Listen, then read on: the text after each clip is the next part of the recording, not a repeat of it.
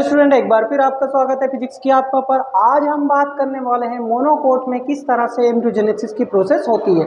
इसके पहले वाला वीडियो में हमने बताया था आपको कि किस तरह से जो डाइकोट मतलब द्विबीजपत्री होते हैं उनमें भ्रूण का जो विकास होता है वो किस तरह से होता है, किस तरह से दो बीजपत्र बनते हैं, किस तरह से दो डाइकोट बनते हैं एक जाइगोट से, उसको हमने देखा था।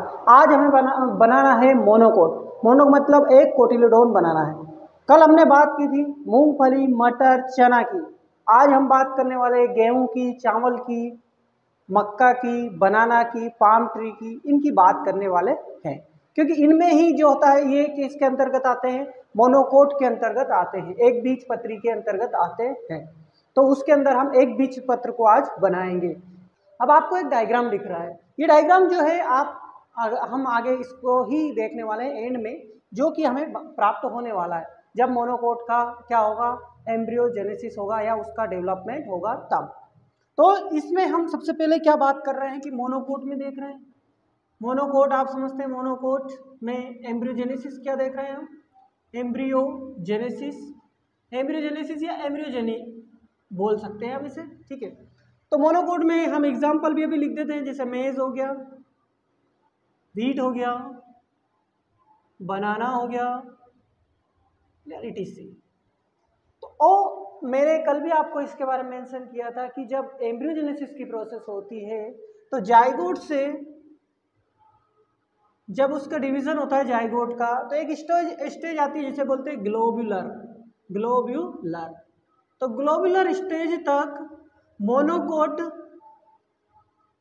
एंड डाइकोट दोनों में जो डेवलपमेंट होता है वो कैसा होता है, सेम होता है। जो डेवलपमेंट होता है कैसा होता है, सेम होता है। कहाँ तक, ग्लोबुलर स्टेज तक। ग्लोबुलर मतलब गोल स्टेज तक। जब एम्ब्रियो प्रो एम्ब्रियो जो हमारा होता है वो एक ग्लोब के समान बोल सकते हैं कि 16 सेल स्टेज तक क्या होता है, समान रहता है। क्लियर। तो सबसे पहले हम स्ट्रक्चर ड्रा करेंगे। यहाँ पर हमने ये बना लिया हमारा जाइगोट, ये हमें जाइगोट प्राप्त हुआ है। ये कैसा है, 2n है, कल भी इसके बारे में बात की थी। अब जाइगोट है तो इसमें डिवीजन होता है, तो डिवीजन होगा तो आपको पहले कल भी बताया था कि पहला क्या डिवीजन होता है, ट्रांसवर्स होता है। ट्रांसवर्स मतलब इस तरह से डिवीजन होगा। तो इस तरह से डिवीजन जब होगा तो इसमें दो प्रकार की सेल बनेगी, एक बेसल सेल बनेगी, एक आधारीय सेल बनेगी। कौन सी सेल बनेगी, एक बेसल सेल बनेगी और एक आधारीय सेल बनेगी। एक तो ये सेल बनी और एक हमारी दूसरी वाली सेल ये बनी। तो इसमें ट्रांसवर्स डिवीजन हुआ, मतलब इसमें इस तरह से डिवीजन हुआ, तो इस तरह से दो सेल बन गई हमारी। क्या बन गई, दो सेल बन गई। बात समझ में आ रही। तो इसमें दो सेल को हमने नाम दिया, ऊपर वाली को हम बोलते हैं अपेक्स या टर्मिनल सेल, अपेक्स या टर्मिनल सेल, और दूसरी होती है हमारी बेसल सेल। कौन सी सेल होती है, बेसल सेल। ये अपेक्स सेल बोला जाता है, या जो टॉप पर या सिरस्थ कोशिका जिसे बोला जाता है, इसे आधारीय कोशिका बोला जाता है। ये किस वाले एंड की तरफ होती है, ये छेलेजा की तरफ होती है। किसकी तरफ होती है, छेलेजा की तरफ होती है। और ये किधर होती है, ये माइक्रोपाइल की तरफ होती है। किधर होती है, माइक्रोपाइल की तरफ होती है। बात समझ में आ रही। तो पहला डिवीजन हुआ जो कैसा हुआ, ट्रांसवर्स हुआ। कैसा हुआ, ट्रांसवर्स मतलब अनुप्रस्थ विभाजन। किस तरह का हुआ, अनुप्रस्थ हुआ। दो सेल बनी, ऊपर वाली सेल और नीचे वाली सेल। जो टॉप की सेल टर्मिनल सेल बोला गया, इसे बेसल सेल बोला गया। क्लियर। अब क्या होगा, इसमें डिवीजन जो होता है पहले इसमें होगा, किसमें होगा, सॉरी बेसल सेल में होगा, माइक्रोपाइलर वाली सेल में होगा, और फिर इस वाली सेल में होगा। तो जो नीचे वाली सेल होती है बेसल सेल, इसमें वापस से ट्रांसवर्स होता है। कैसा होता है, ट्रांसवर्स डिवीजन होता है। कैसा होता है, ट्रांसवर्स डिवीजन होता है। तो ये नीचे वाली सेल थी हमारी, ये डिवाइड हुई, एक से क्या बना ली, इसमें दो सेल बना ली। ये एक से हमारी कितनी बन गई, दो सेल बन। अब बची कौन सी, ऊपर वाली आधारीय cell, sorry apex cell, terminal cell. तो इसमें क्या होता है, इस तरह का डिवीजन होता है, इस तरह का। तो हमारी मान लो सपोज ये वाली हमारी टर्मिनल सेल थी और इसमें एक डिवीजन और हुआ, तो एक से क्या हो गई, दो सेल हो गई। तो यहाँ पर कितनी सेल बन गई, 4 सेल स्टेज बन गई। तो इसे बोलते हैं 2 सेल स्टेज, और इसे बोलते हैं 4 सेल स्टेज या T shape cell stage. T shape कौन से शेप की आ गई है, टी शेप की आ गई। किस शेप की आ गई, टी शेप की हमारी सेल हमें प्राप्त हो गई, क्योंकि यहां से अगर देखेंगे आप टी के समान लग रही है। क्लियर। तो टी शेप हमें 4 सेल स्टेज मिल गई है। तो हम यहाँ पर कह सकते हैं कि आधारीय कोशिकाओं में माइक्रोपाइलर या यह बोल सकते हैं बीजांड द्वारी कोशिकाओं में एक अनुप्रस्थ या विभाजन हुआ, जिससे जो बेसल कोशिका 2 सेल बनाई, और ऊपर की जो वर्टिकल सेल जिसमें हम बोल सकते हैं दूसरा वर्टिकल विभाजन हुआ ऊपर की सेल में, जिसे टर्मिनल कोशिकाओं में, सिरस्थ कोशिकाओं में, जिससे इसका शेप कैसा हो गया, टी शेप हो गया। अब आगे वापिस से क्या होता है, अब उसमें हमने देखा था मोनोकोट और डाइकोट में पहला पॉइंट तो ये है कि यहाँ तक सेम रहती है। अब डिफरेंस कहाँ से आता है कि भैया जो इसकी सस्पेंसर सेल होती है, कौन सी सेल होती है, सस्पेंसर सेल, सस्पेंसर सेल, अनुलंबक कोशिकाएं बोलते हैं, ठीक है हिंदी में। तो सस्पेंसर सेल जो होती है डाइकोट में टोटल कितनी होती है, 6 to 10 होती है, ये हमने बता दिया था आपको। ऊपर की वेसिकल सेल थी और नीचे जो थी वो ऊपर वेसिकल या हस्टोरियल सेल बोला गया था, और नीचे जो की थी हाइपोफाइसिस थी, जो एम्ब्रियोनल भाग से जुड़ी हुई थी। प्रीवियस वीडियो में समझाया गया है उसके बारे में। और अगर हम बात करें मोनोकोट की, तो मोनोकोट में ओनली सिंगल सेल क्या होता है, ओनली सिंगल सेल होती है, सिंगल सेल्ड सस्पेंसर सेल होती है, और एक इसमें हस्टोरियल सेल होती है। कौन सी सेल होती है, वेसिकल या हस्टोरियल सेल होती है। और उसके बाद इसमें क्या होता है, डिवीजन होता ही नहीं है। किन में नहीं होगा, इन सस्पेंसर सेल में। तो मैंने आपको बताया कि डाइकोट में 6 से 10 होती है और मोनोकोट में सिंगल सेल होती है, एक सस्पेंसर, और ऊपर की कौन सी होती है, वेसिकल सेल होती है। तो ये जो सेल होगी अब ये यहाँ से डिवाइड नहीं करेगी, क्योंकि ये जो है बेसल सेल है, माइक्रोपाइलर की तरफ है। तो इन सेल को क्या नाम देते हैं हम, इसको बोलेंगे सस्पेंसर सेल और इसको बोलेंगे वेसिकल सेल। कौन सी सेल, वेसिकल सेल। क्लियर। ये हमारी कौन सी थी, प्रो एम्ब्रियो सेल है, प्रो एम्ब्रियो सेल, मतलब स्टार्टिंग में जो है एम्ब्रियो का यहाँ से डेवलपमेंट होगा। तो ये वाला भाग जो है एम्ब्रियो बनाएगा और ये वाला भाग हमारा सकिंग फुट सकिंग वेसिकल वगैरह फॉर्म करेगा। अब इस स्ट्रक्चर को यहाँ से हम यहाँ लाते हैं, थोड़ा सा हमें स्पेस का प्रॉब्लम है वो आपको पता ही है। तो यहाँ से अब क्या होगा, ये जो सेल होगी ये डिवाइड करेगी, इनमें कभी ट्रांसवर्स होगा, लेटरल होगा, वर्टिकल होगा, सभी प्रकार के डिवीजन होंगे और ये अपना शेप साइज क्या होगा, चेंज करेगा। सपोज यहाँ पर सबसे पहले इसने बनाया, क्या शेप बनाया, इस तरह का शेप था हमारा, ये 2 सेल थी, और इसके नीचे वाली जो है हम अभी सस्पेंसर बना दिए, ये सस्पेंसर बना दिए, और ये हमारी वेसिकल टाइप की हो गई, ठीक है, वेसिकल टाइप की हमने सेल बना दी।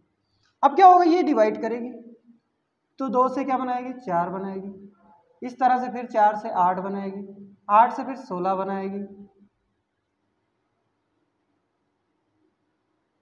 तो इस तरह से ये सेल क्या करती है, बनती चली जाती है।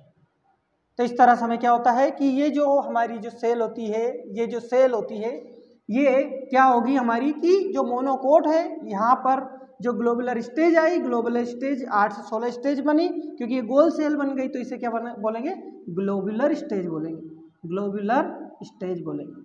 जैसा कि मैंने एक लाइन यहाँ पर मेंशन की है उसको आप समझिएगा।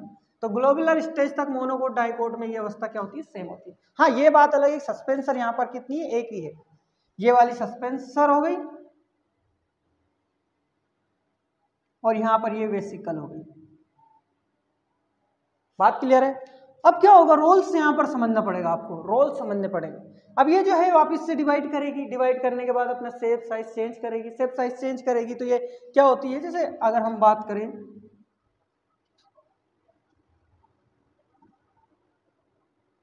ओके, तो इस तरह का ये शेप बना लेती है, उसके बाद फिर डिवाइड करती है और इस तरह का ये शेप बनाती चली जाती है।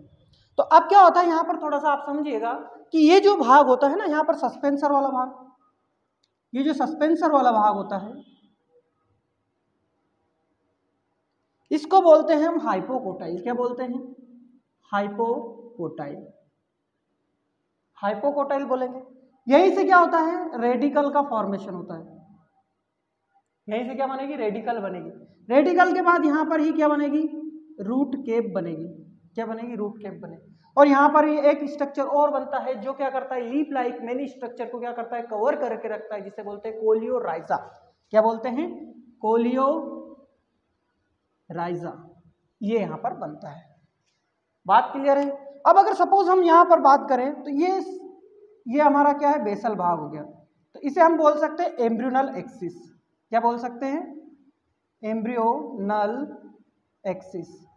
अब एम्ब्रियोनल एक्सिस वो भाग होता है जहां पर जिसके नीचे वाला भाग हाइपोकोटाइल होता है, ठीक है, और ऊपर वाला भाग एपिकोटाइल होता है। क्या होता है? एपिकोटाइल। अब एपिकोटाइल में अगर हम बात करें तो यहां पर क्या बनेगा? लूमल मिलेगा।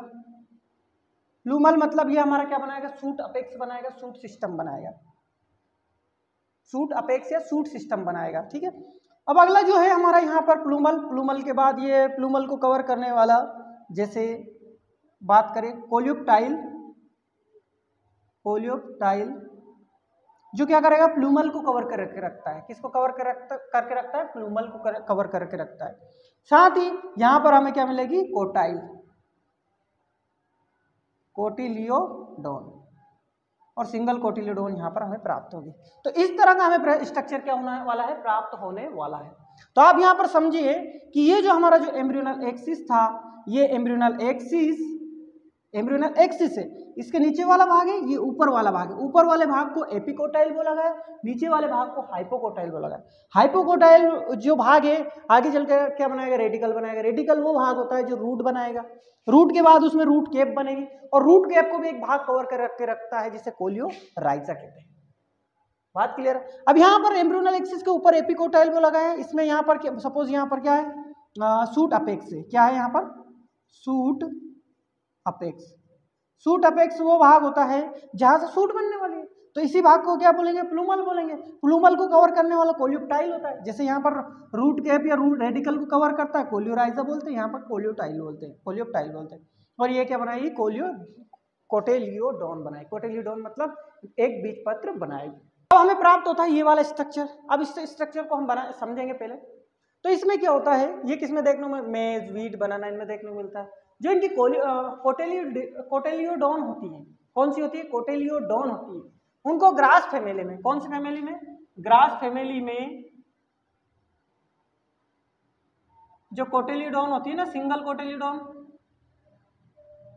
कोटिलियोडोन जो होती है ना, सिंगल कोटिलियोडोन, उसको बोलते हैं स्केटुलम, स्क्यूटेलम।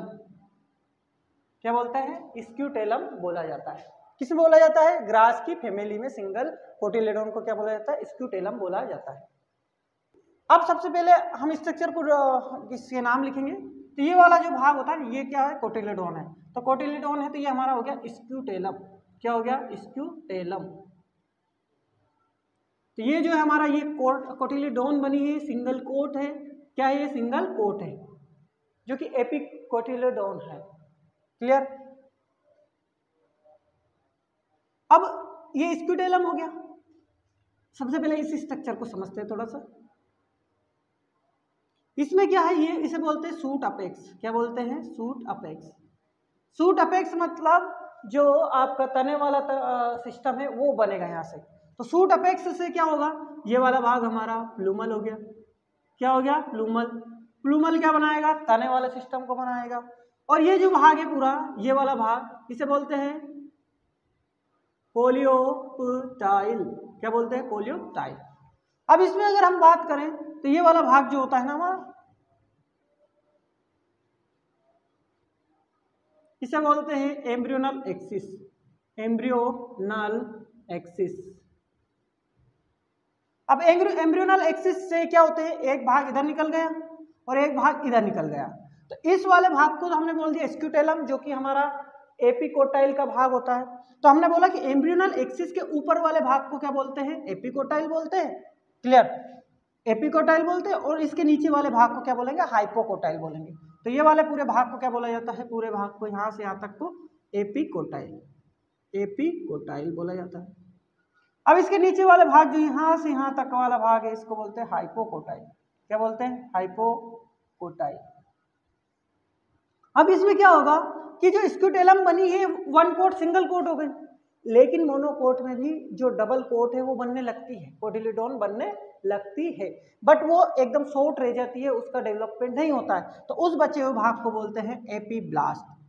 अब ये यहाँ पर बचा हुआ भाग है ये वाला, ये भी डेवलप करने लगता है कोटिलियोडोन, इसलिए क्या होता है? जिसे बोलते हैं एपीब्लास्ट। एपीब्लास्ट। अब एपीब्लास्ट क्या होता है? जो सेकंड कोटिलेडोन होती है उसे बोलते हैं एपीब्लास्ट।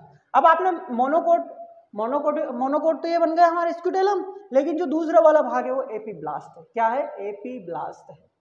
एपीब्लास्ट जो कि समझिएगा आप, एपीब्लास्ट वो भाग है जो दूसरे वाला बीजपत्र है वो है, जो डाइकोट में दो बीजपत्र बनते हैं ना, उसकी बात हो रही है। तो दूसरा वाला ये है, बट ये शॉर्ट रह जाता है, डेवलप नहीं कर पाता है। तो इसमें मोनोकोट में स्क्यूटेलम हमें देखने को मिलता है। एक और बात ध्यान रखना, ये जो एम्ब्रियोनल एक्सिस होता है, आपने अगर आप अगर मूंगफली निकालेंगे तो बीजपत्र क्या होते हैं? जो एम्ब्रियोनल एक्सिस क्या होता है, इस तरह से निकले होते हैं। आप चने की दाल, मूंग की दाल किसी को भी निकालेंगे तो वो पत्र क्या हो जाते हैं? अलग हो जाते हैं और एक सेंटर पर जुड़े रहते हैं। ये तो जुड़े वाला भाग ही तो एम्ब्रियोनल एक्सिस होता है। बात समझ में आती? तो एम्ब्रियोनल एक्सिस के नीचे वाला भाग होता है जो हाइपोकोटाइल वाला, वो डिसअपियर होता है, डोरमेंसी में चला जाता है, सीड इसलिए नहीं दिखता है। लेकिन जैसे हम सीड को लगाएंगे तो उसमें से एक रूट सिस्टम निकलता है, एक शूट निकलता है।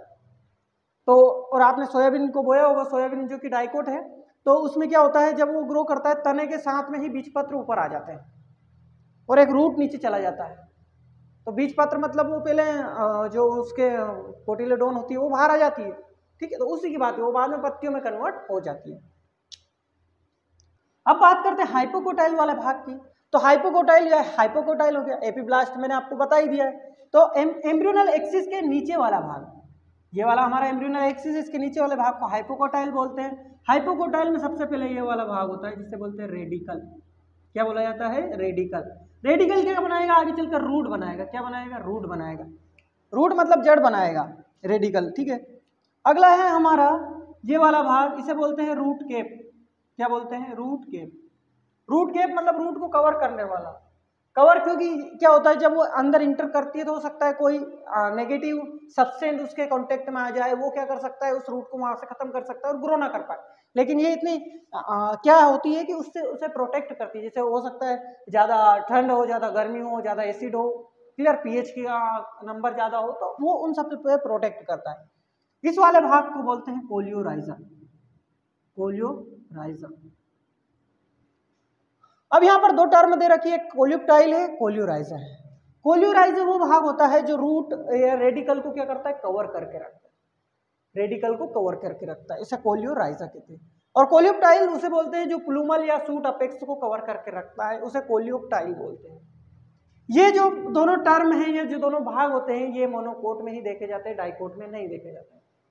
इसमें देखे जाते हैं मोनोकोट में ही मिलते हैं, डाइकोट में नहीं होते हैं। इसमें एक कोटिलेडोन होती है जिसे सिंगल कोटिलेडोन को स्क्यूटेलम बोला जाता है। जो दूसरी होती है डिसअपियर हो जाती है, छोटी सी रह जाती है, जिसे एपीब्लास्ट बोला जाता है। नीचे वाले भाग को हाइपोकोटाइल, ऊपर वाले को एपिकोटाइल बोला जाता है।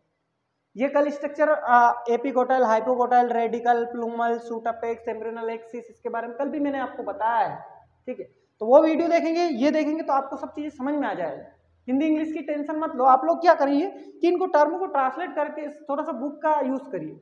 बुक में पूरा वैसा का वैसे दे रखा है, और वहां की टर्म तो आप याद भी नहीं कर पाएंगे हिंदी की। तो एक बात ध्यान रखना, तो आप वैसा वैसे लिखिए, coleoptile, coleoptile, radicle, radicle, root system की बात कर रहा है, ठीक है।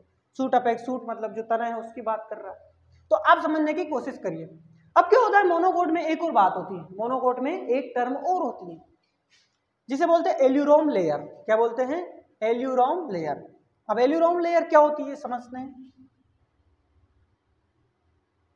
एल्यूरोम लेयर, हम बात कर रहे हैं एल्यूरोम लेयर की। अब एल्यूरोम लेयर जो होती है वो आपने देखा है, गेहूं देखा है, मक्का देखी है। अब गेहूं में क्या होता है, खाज बनी रहती है छोटी छोटी सी, उस खाज को बोलते हैं एल्यूरोम लेयर। क्या बोलते हैं? एल्यूरोम लेयर।